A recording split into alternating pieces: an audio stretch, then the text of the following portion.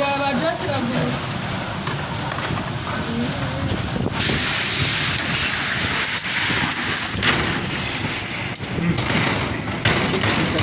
Kamaliza mailite.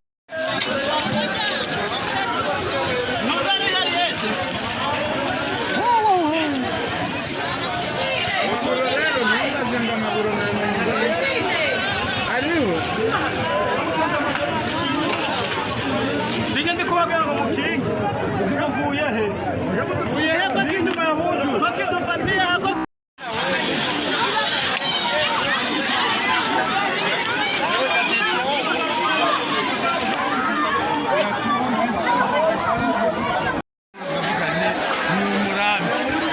umusozi uturutse sinakubwiye ko ntabwo wareba hariya umuntu barimo birashaka ariko aya mazu yarafunguye oya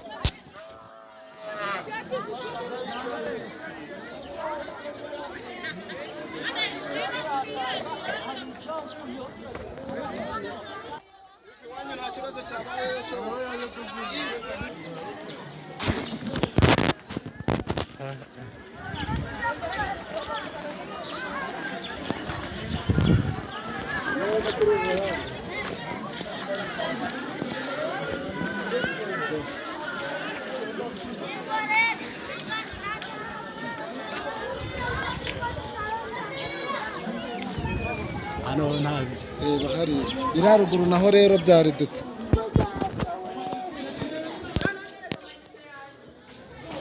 umupaka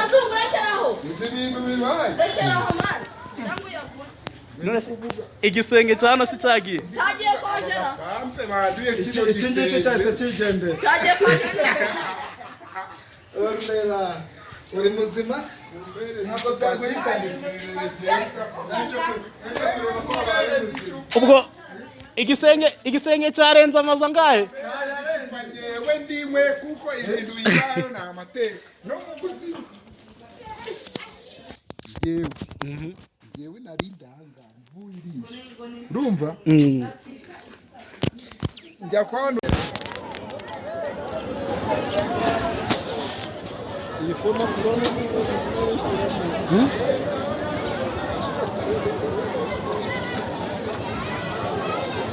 aho yiruka bwadanje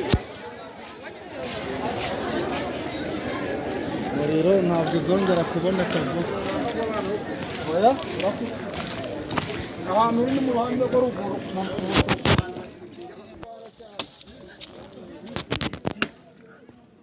avuga ngo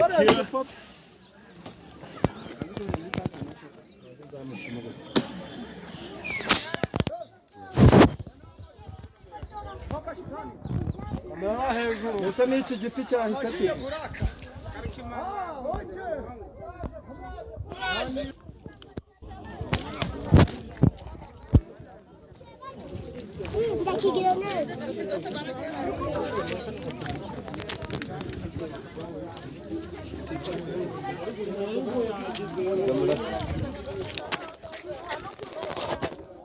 yagitamiye uruhande rumwe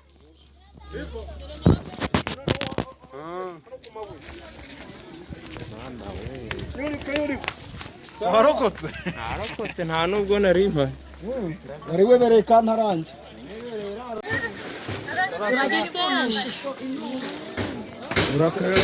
umusajya noneho si ukuba n'inkwi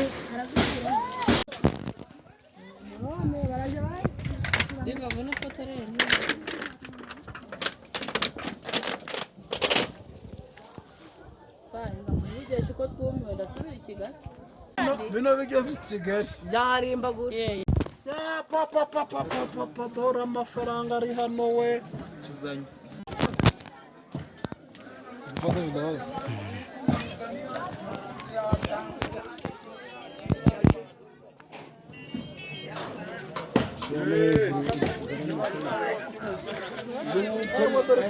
iyo kiri mu kivuga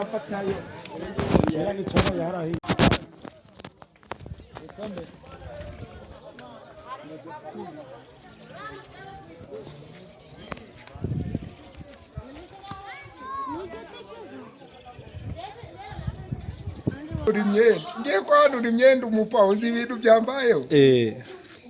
numva ndangiye kuzamuka gake gake ni ukuri kw'Imana ngeze nga ibi ngo bisahara ku gikuta ndagwa irongera irambagurutse ndavuga uti mana koko wamfasha mbona za kanari purisi ngizi indebe mu kirere amabati mbona kino gisenge cyose kiragiye gisenge cyane avuga uti ibi bintu bibaho sinzi ukuntu nabonye akabara bitanirukira muri andakindi iyi ndebe bivuze ngo iyi ndebe ntabwo muzi iyo yavuye nta nubwo tuzi yavuye nabonye uzashyaka ariko mbwira ngo ni hirya njye nabonye ivuriya igwa ubundi zari indebe nye imwe yaguye aha izindi ebyiri zaguye kwa Shaka nta bantu bari bicaye hano se nta bantu bari bicaye hano none shyaka ariko nta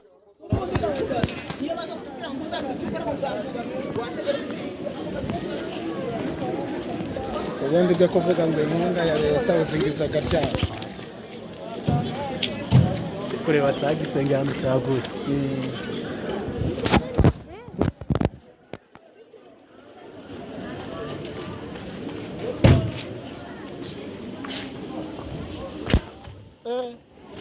iki ni